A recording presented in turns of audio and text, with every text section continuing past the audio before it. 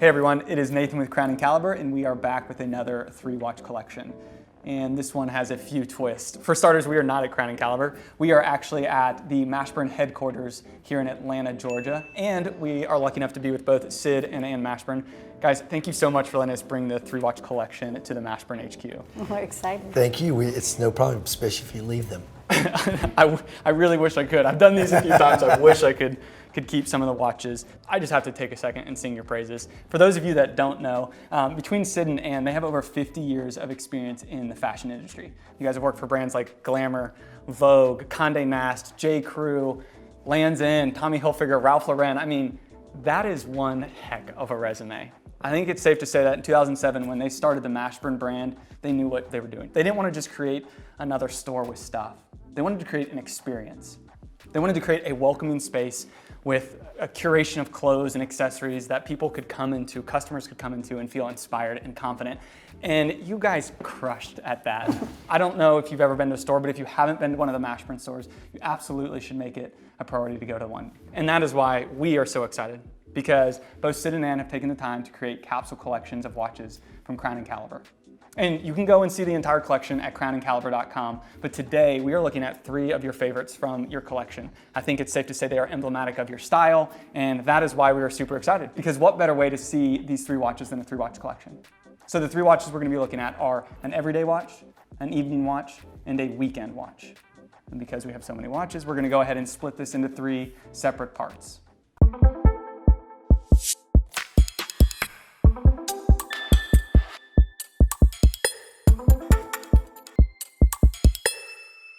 So the first watch we're gonna look at is the everyday watch. And I would love for you to go first. Can you let us see the everyday watch you picked out and tell us why?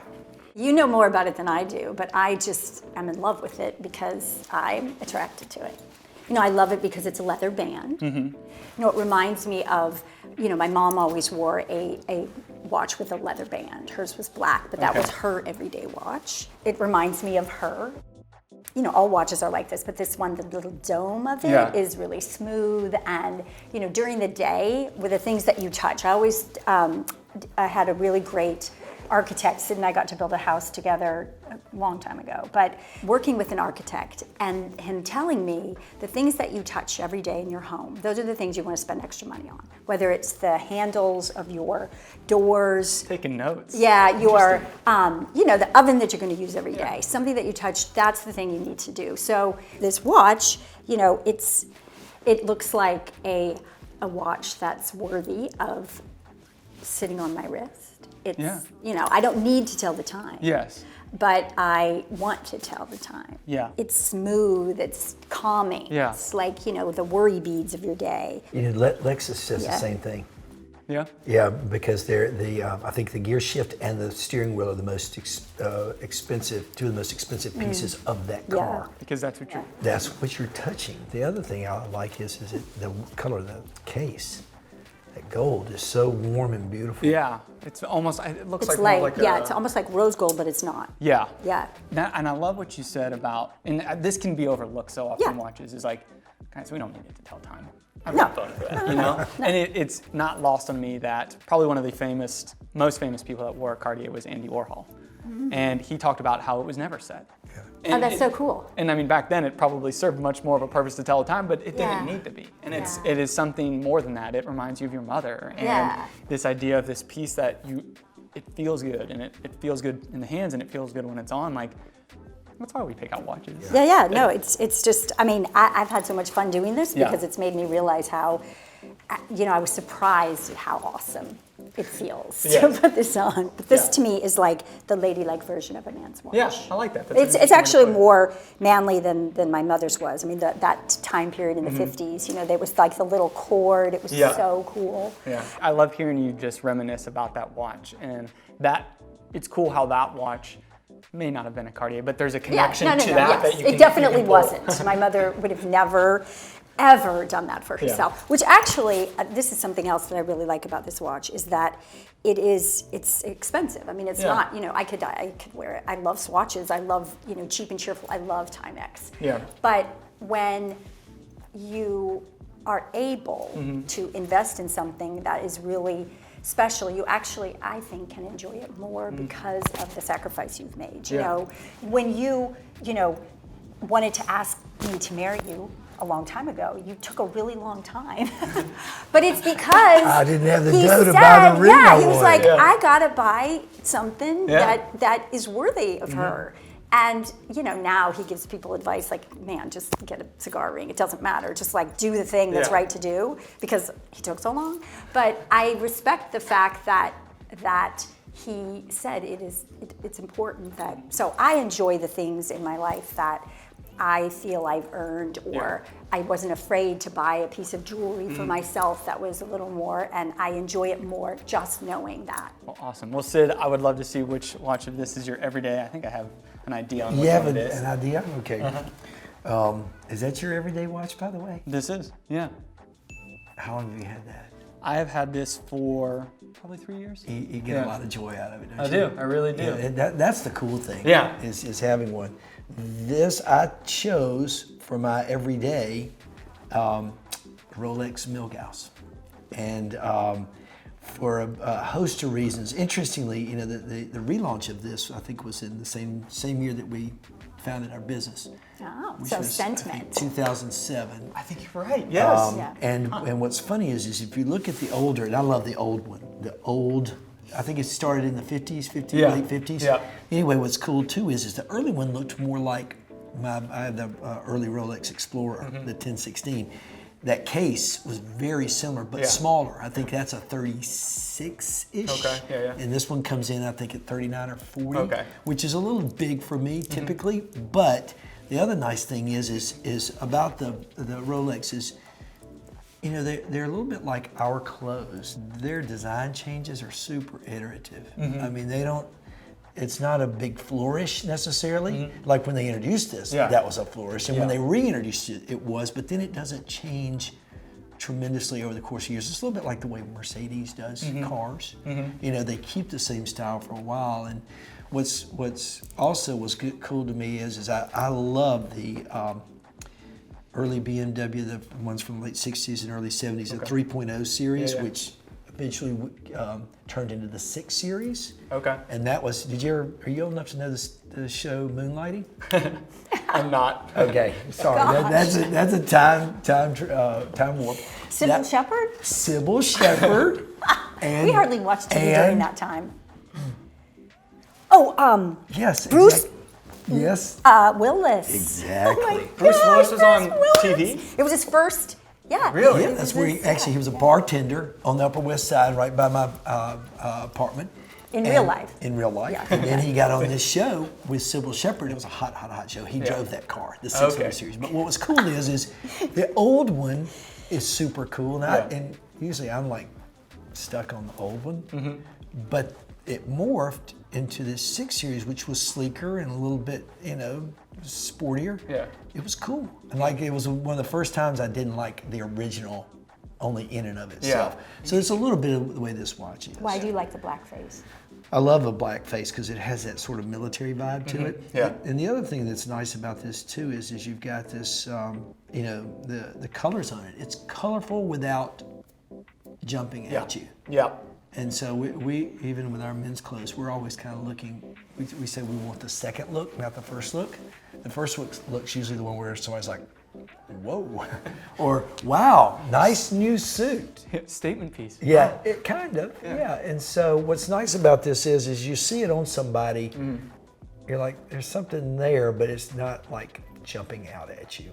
And so anyway, the presence of it is just it's really. I think it's an attractive watch. The other thing that's cool in it is the lightning bolt second hand. Okay. Do you see that? Oh yeah! Whoa! On the That's original. crazy. Okay, and then what happened is they took it off. Yeah. Yep, they did. And it kind of lost super some cool. of its. They Panache. simplified Yeah. it. Wow. Exactly. It's relaxing. Actually, the movement is nice, isn't it? Yeah. The way but what's cool too is you look at that lightning bolt and you go, that's not so Rolex. I know. It's so great. It's like it's too novel looking, but it's also kind of what gives it a little extra oomph. Yeah.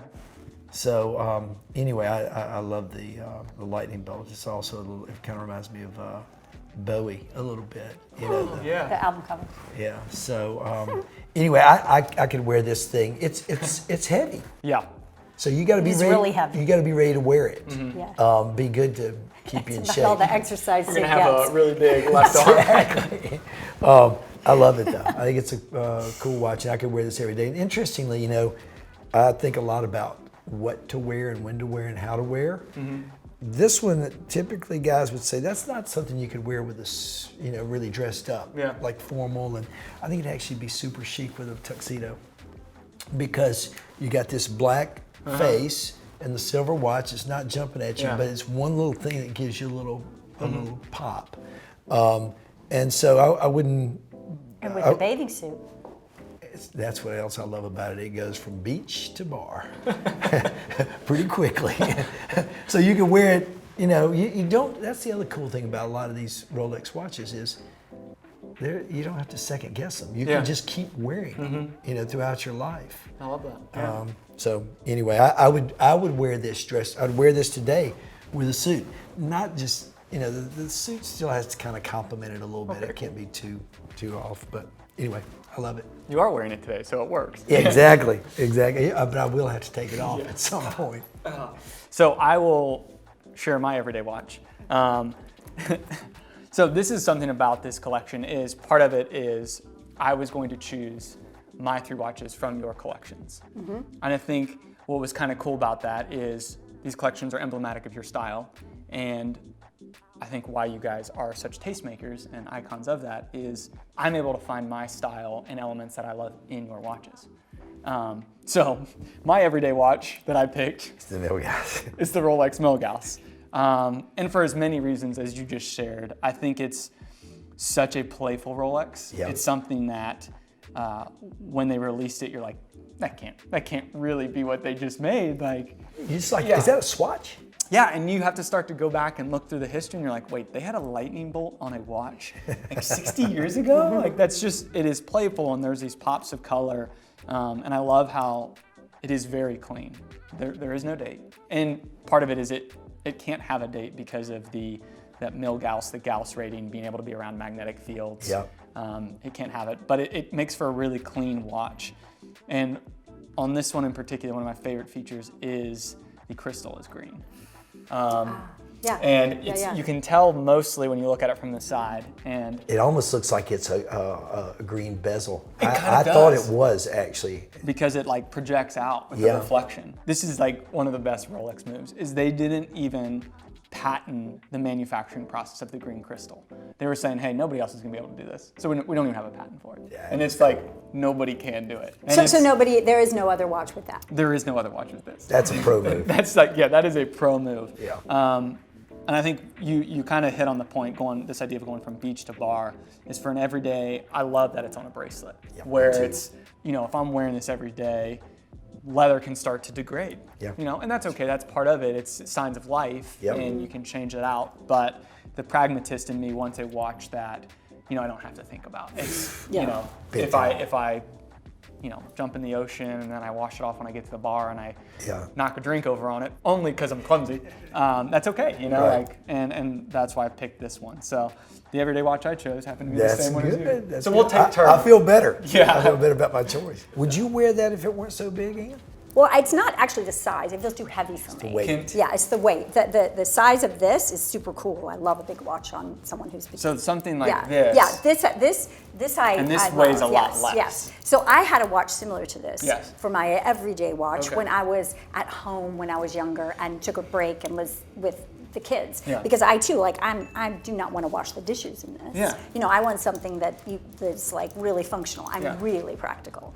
like But that. so for me, this is, you know, it's really a treat for me to be able to work out, you know, to come to work, and you know, so I feel like I'm getting dressed. So this is my everyday watch when I'm not at home. Like, you know, the minute I get home, I'm taking this watch off. Yeah. And, you know, this is a better size for me. That should be the same size as your 1016. It is. Yeah. That is my Rolex Datejust. That's a 16200. This is a great watch. This is almost the epitome of an everyday watch. Yeah. Right I mean, here. you couldn't get something more plain. Yeah. Yeah. And I Yeah. personally wanted the date on an everyday watch, but I mean, it's a silver dial. It's, you know, stick indices. I mean, like Yeah. there's not Yeah. a probably more plain watch, but It's the white shirt of watches. yeah. And I am someone also that is pretty pragmatic and practical, and I like that I never think twice about putting it on. Yeah. Yeah. And it's my everyday. Hey guys, so this is going to wrap up our first episode on the everyday watch. Make sure to stay tuned for our next episode when we talk about our evening watches.